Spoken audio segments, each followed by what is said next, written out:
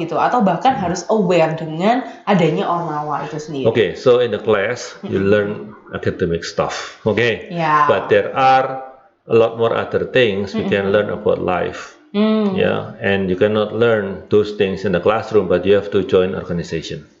Itu maksudnya.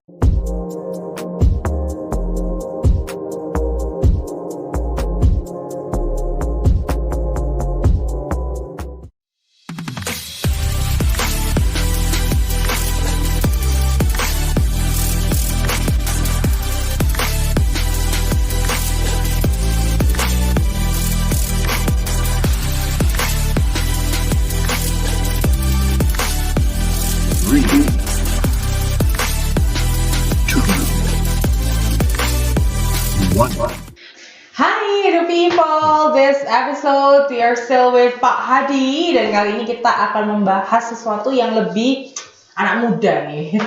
we are gonna talk about student organization, atau yang lebih dikenal dengan organisasi kemahasiswaan atau Ormawa. Betul. Dan Pak Hadi ini udah kayaknya cukup lama Pak ya, beberapa tahun menjadi dosen pendamping dari student organization. Iya, setelah saya nggak jadi ketua jurusan dan sekretaris jurusan. Dan mungkin dulunya udah pernah nggak Pak sebelumnya? Wah, kalau misalnya jadi pendamping kemahasiswaan, tapi dulunya nggak pernah ikut, ya kayaknya kok aneh. Jadi harus talking and leading by experience nih. Iya, exactly. Nah, kita mau cari tahu dulu nih ya, dulu gitu ya, kalau nggak salah Pak Hadi lulusannya tahun 2000, betul Pak ya? Betul, nah, maksudnya 95 sampai 2000 dan seterusnya nih Pak. Waktu itu gimana sih kondisi Ormawa pada saat itu? Pasti kan beda ya Pak ya dengan yang sekarang ini. Oke, kalau kondisi Ormawanya saya kira sekarang much more organized gitu ya. Kita semuanya sudah ada centralized system ya, dan juga ada bagaimana kita membuat proposal yang baik. Okay, so there are trainings, there are workshops, okay, to produce quality proposals. Ya, dan juga pelatihan-pelatihan saya kira sangat penting untuk bisa membuat anak-anak ini lebih paham gitu kan. Nah, kalau dulu sih lebih mengalir aja ya. Kalau seperti di zaman dulu itu kan komunikasi kan nggak segampang sekarang. Jadi kita tahunya ya mungkin di fakultas saja. Tapi sekarang ini kan enggak. Jadi kita bisa tahu apa yang sedang terjadi di fakultas lain dan juga apa yang terjadi di kampus lain. Jadi memang beda. Kalau bentuk-bentuknya nih Pak, namanya misalnya, masih ingat nggak Pak? Nama-namanya tuh sama atau beda dengan yang dulu? Oke, so kalau BPM sama ya. Tapi kalau yang sekarang itu adalah BEM. Nah, itu dulu namanya Senat Mahasiswa Fakultas. Senat Mahasiswa Fakultas. Kalau sekarang BEM itu adalah Badan Eksekutif Mahasiswa, betul Pak? Iya, betul. Kalau BPM tadi Badan Perwakilan Mahasiswa. Tetap kalau itu. BPM, kemudian BEM atau Senat Mahasiswa Fakultas, lalu ada apa lagi? HMJ. HMJ. Ya, kalau dulu namanya HMJ. Himpunan Mahasiswa Jurusan, betul Pak ya. Kalau yang sekarang mungkin HMPS kalau nggak salah. HMPS, karena sebenarnya yang paling betul itu bukan jurusan ya, kalau di kita itu program studi mestinya. Lah, karena jurusannya sama dengan program studi, jadi kemudian HMJ. Tapi yang paling betul itu HMPS, karena dia lebih mengerucut ya. Lebih kecil lagi ya, yaitu atau mewakili program studi. Betul. Gitu, Pak ya. Terus kemudian kalau yang ini Pak, yang kementerian. Nah, kalau sekarang kan kita nyebutnya kementerian gitu. Dulu tuh ada apa aja Pak? Nah, kalau dulu saya nggak ngerti ini kementerian ini pertama kali idenya, kok kementerian kayak anu ya. Seperti menteri ya. Iya, kalau lembaga pemerintahan gitu ya. Betul. Kalau dulu sih bukan itu namanya ya. Ya cuman SI aja sih. Oh, SI ya. Atau waktu saya kuliah kayaknya masih namanya UKM ya Pak ya. Ya, UKM. Kegiatan mahasiswa. UKM betul. Kalau dari mahasiswanya nih Pak, karena kan nggak semua mahasiswa mau ya Pak ya untuk bergabung di dalam keorganisasian gitu. Kalau feel mahasiswanya gimana Pak pada saat itu terhadap Ormawa? Kalau saya kira kalau mahasiswa zaman dulu itu lebih persisten ya. Dan itu kayaknya wah, kalau saya jurusan ini harus saya bela mati-matian gitu kan. Ya kalau sekarang sih saya kira anak-anaknya lain ya, coraknya lain. Kalau dulu dengan sekarang itu saya kira beda. Kalau yang dulu itu mungkin ya mereka itu godaan uang itu mungkin lebih sedikit ya daripada sekarang. Sekarang itu let's keep teaching gitu. Let's keep making money. Kalau dulu tuh kayaknya godaan-godaan seperti itu lebih karena mungkin ya nggak ada platform-platform online belanja-belanja gitu, anak-anak juga nggak pengen belanja apa-apa, jadi mereka juga lebih fokus untuk kemahasiswaan kemahasiswaan. Saya kira itu. Cuman kalau anak sekarang itu jauh lebih kreatif, apalagi dengan adanya teknologi dan lain-lain Dan saya sangat merasakan itu ketika semasa pandemi itu saya menjadi dosen pendamping kemahasiswaan yang saya kira saya yakin saya ikut semua kegiatan waktu itu. Nah, kemudian setelah terakhir ini saya kuliah, saya nggak bisa mengikuti banyak, ya kan.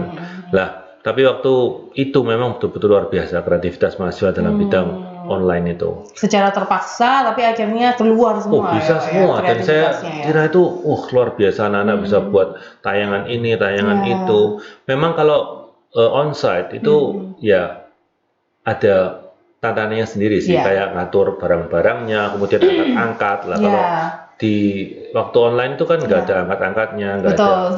Cuman communication was not easy, of course. Iya kan. Sekarang ini kan communication is easier because we don't just communicate it using mobile phone, instant messaging services, but we also meet. Lah itu sebenarnya lebih mudah. Jadi ada plus minusnya sendiri ya Pak ya. Dan mereka anak-anak yang sudah merasakan waktu itu dan sekarang mereka menjadi individu yang lebih lengkap ya mestinya kemampuannya daripada saya di zaman itu, daripada kita mungkin ya. Nah, sebagai salah satu orang yang tadi Pak Hadi bilang persisten ya pada saat itu, zaman itu, Pak Hadi ikut join apa aja nih? Wah, si semester pertama I was selected as a member, representative of the class for BPM, atau student representative body. Berarti memang dari dulu sampai sekarang mewakili setiap kelas atau angkatan gitu Pak ya? Waktu itu 1 tahun saja, karena waktu itu di awal. Kemudian setelahnya saya menjadi member dari Senat itu, atau BEM itu. Nah, kemudian saya pernah jadi ketuanya Magister Mahasiswa loh. Oh, LPM berarti Pak ya LPM, kalau sekarang ya? Iya, LPM. Berarti dan waktu itu masih semuanya manual ya, buat cetak-cetak majalah itu. Nah, coba ya, anak sekarang saya tanya hal yang sama, itu mungkin mereka nggak bisa jawab karena mereka udah terbiasa dengan publisher, dengan apa, kemudian mereka buat kertas itu ditekuk seperti ini, terus kemudian jadi empat halaman, kan? Saya tanya sama mereka, coba kamu kok bisa ngasih halaman ini 1, 2, 3 yang halaman mana lengket sama halaman mana di kanan atau di kiri, kan? Nah, kemudian gampang Pak pakai publisher. Sekarang kalau manual bagaimana caranya? Nggak ada yang bisa jawab. Nggak ada yang bisa jawab. Jadi pada saat itu memang semuanya manual dan kita nggak ada komputer. Coba ada yang bisa apa nggak mahasiswa ini? Kalau misalnya kita buat 1 lembar A4 ini misalnya kita tekuk seperti ini jadi halaman pertama, ini jadi halaman kedua, ketiga, kemudian halaman pertama ini nyambung di halaman yang berapa, nah halaman yang ini nyambung di halaman berapa, itu kita tahunya bagaimana? Kalau sekarang sih pakai publisher kayaknya tinggal diklik ya. Langsung ya. Kalau dulu berarti logikanya juga harus luar biasa membayangkannya. Jadi dulu itu semuanya sebenarnya tantangannya juga lebih banyak ya, karena semuanya nggak bisa otomatis ya. Sekarang tuh semuanya saya kira sudah luar biasa dengan teknologi instan. Ya, saya nggak bilang bahwa lebih mudah juga enggak, karena setiap zaman tuh punya tantangannya sendiri. Betul. Ya kan.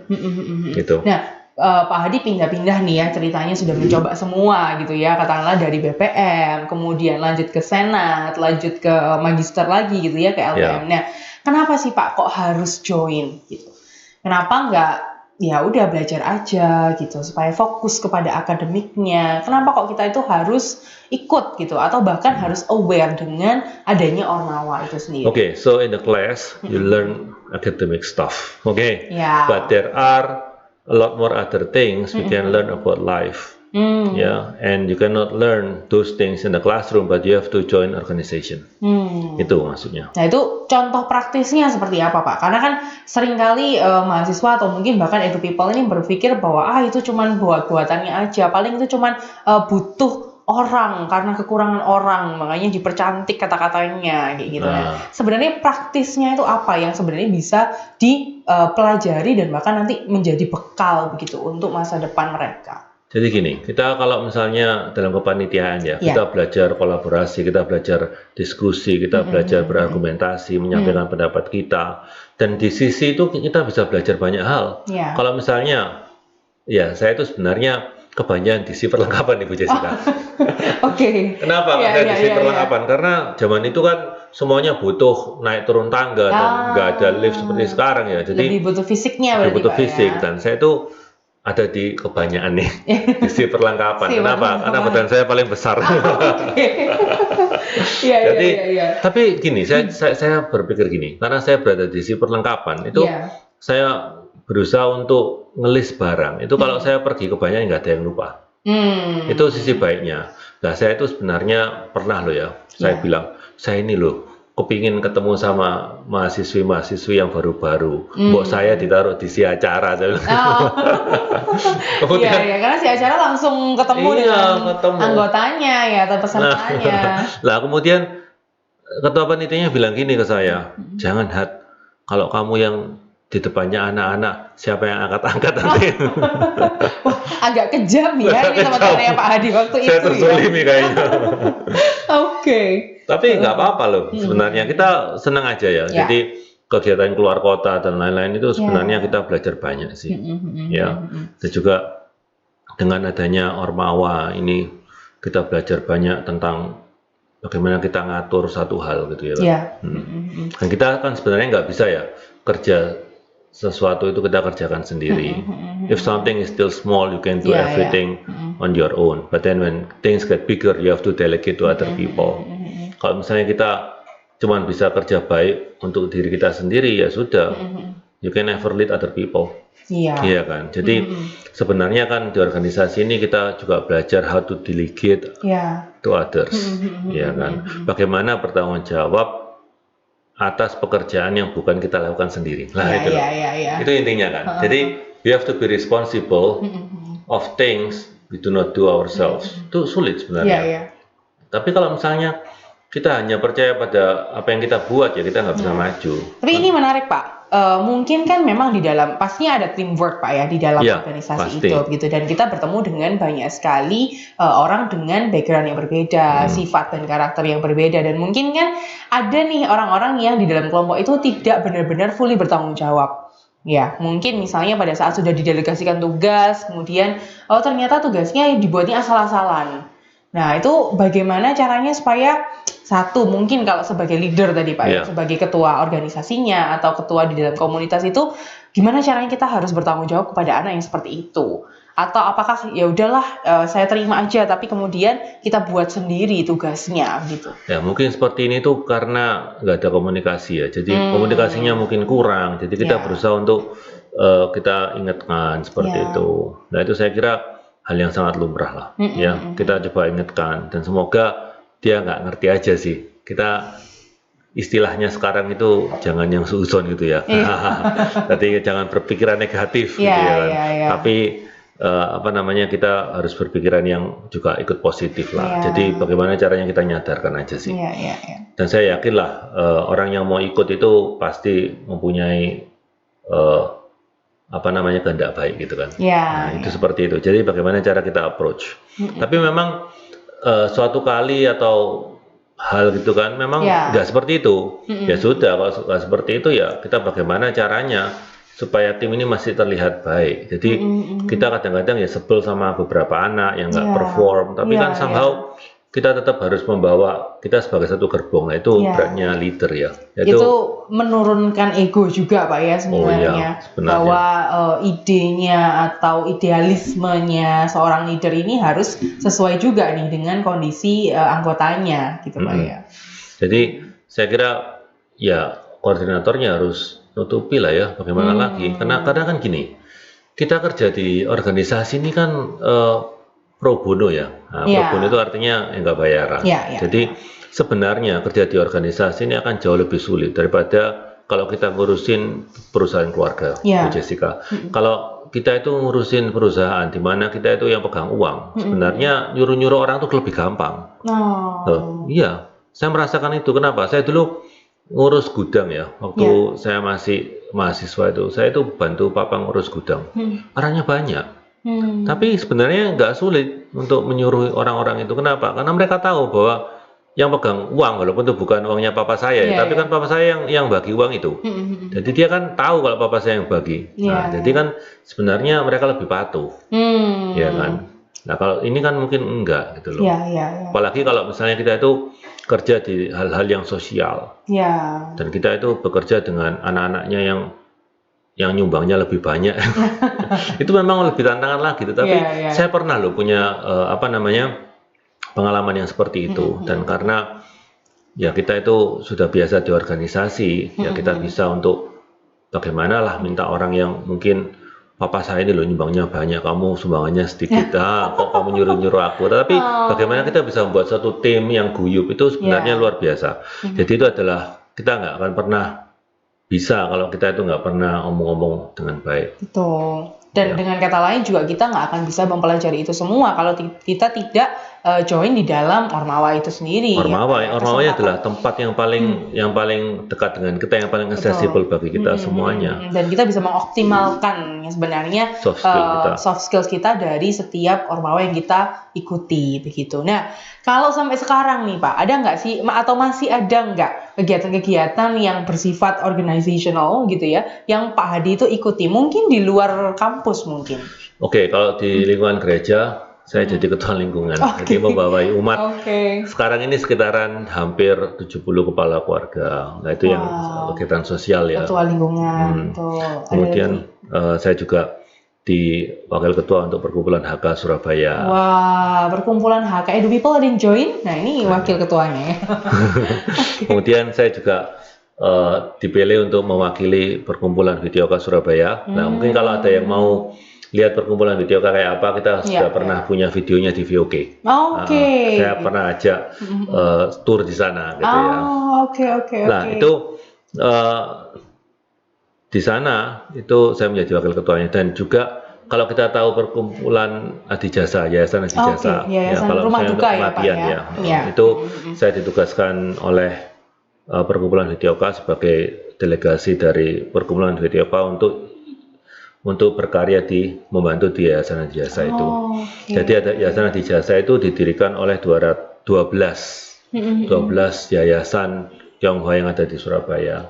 Jadi setiap yayasan ini mempunyai wakil di situ untuk mengambil keputusan-keputusan yang penting.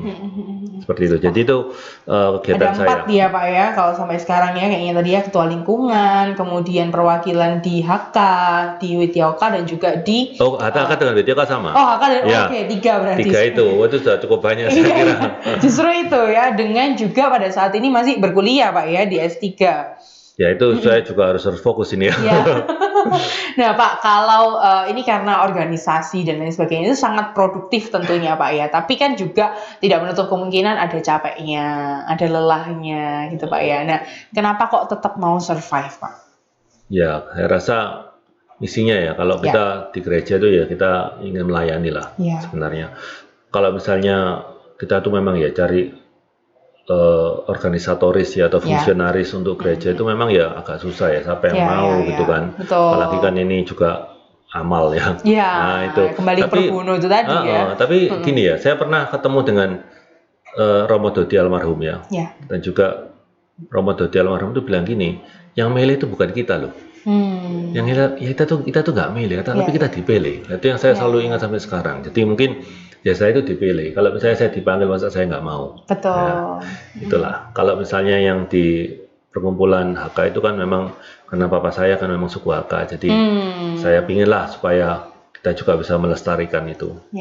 Dan juga melayani orang yang ada di sana juga Pak, yang membantu. Betul. Jadi saya kira semangat pelayanan lah. Semangat pelayanan. Ya memang capek ya kadang-kadang itu kalau sesuatu itu baik ya sudah memang itu seharusnya. Tapi kalau jelek, waduh kita ya kadang-kadang itu dirasani atau apa, ya sudahlah biarkan aja, itu yang membuat kita lebih kuat kok. Betul. Wah, ini mentalnya, kemudian juga pengalamannya sudah terasa banget ya Pak ya. Sampai bahkan saat ini loh Edu People tidak berhenti pada saat Pak Hadi lulus kuliah gitu ya, tapi sampai berkarir, sampai berkarya. Ya, sekarang ini di UNESA karena saya tuh seringkali saya tuh ramah ya katanya. Ya. Jadi saya tuh Kelihatan berusaha banget, untuk Pak. kenal semua orang dan lain-lain. Ya. Nah, waktu pertama kali masuk di kelas itu, di kuliah doktoral itu, Ya. ternyata siapa ini ketua kelasnya? Nggak ada. Terus ya udah dipilih aja, milih siapa? Karena banyak yang tahu saya karena saya menyalami paling banyak orang. Akhirnya saya yang jadi. Dan ini kualitas yang lain loh Pak ya, yang mungkin tidak semua orang itu bisa miliki Pak. Dan bahkan itu ya lahir dari itu tadi juga ya Pak ya, dari setiap pengalaman organisasi yang sudah pernah didapatkan. Nah, final word Pak nih, buat para people dan juga mahasiswa-mahasiswi yang mungkin masih berkuliah sekarang atau bahkan sampai sekarang walaupun sudah berkuliah nih agak takut nih untuk masuk di dalam sebuah organisasi. Ya, jadi gini, kalau di masa lampau itu ya, yang namanya kekayaan itu kan dihitung oleh sapinya berapa, kemudian kambingnya berapa, untanya berapa, ya kan, kemudian kudanya berapa, ya kan. Nah, kemudian setelah itu orang tuh kaya kalau banyak uangnya itu banyak, ya kan. Nah, kemudian sekarang itu ternyata nggak seperti itu juga loh. Sekarang orang yang kaya itu orang yang punya banyak informasi. Jadi orang itu dianggap kaya kalau dia itu juga punya informasi, nggak cuma punya uang aja, ya kan. Nah, kalau kita itu pingin tahu orang, ya kita ikutlah klub lah, ikutlah organisasi lah, ya kan banyak toh, ya kan. Nah, kalau kita misalnya pingin tahu ya siapa yang kira-kira hobinya sama dengan saya, kita cari satu persatu ya susah. Kenapa nggak join klubnya itu aja, ya kan? Nah, sekarang itu dengan kemajuan teknologi itu saya kira kemampuan kita untuk bisa terkoneksi dengan orang-orang itu kan lebih mudah, ya kan? Nah itu, saya kira itu, dan jangan takut kalau kita itu capek, karena sesuatu yang buat kita capek itu pasti akan bermanfaat. Ya, nggak akan sia-sia gitu kan. Jadi, jadi dengan kita kenal banyak orang, itu kita bisa melakukan semuanya loh.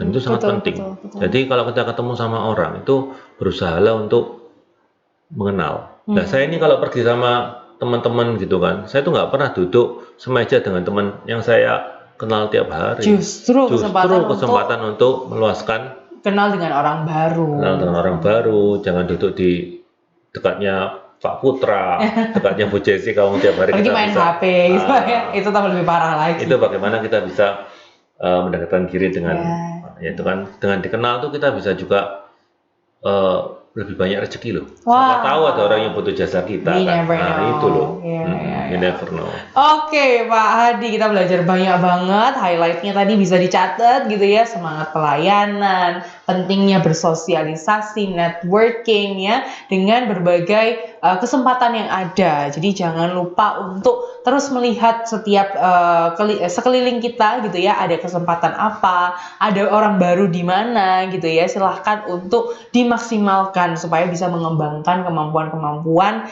berorganisasi gitu. Thank you so much Pak Hadi untuk pelajaran-pelajarannya Edu People. Thank you so much for watching.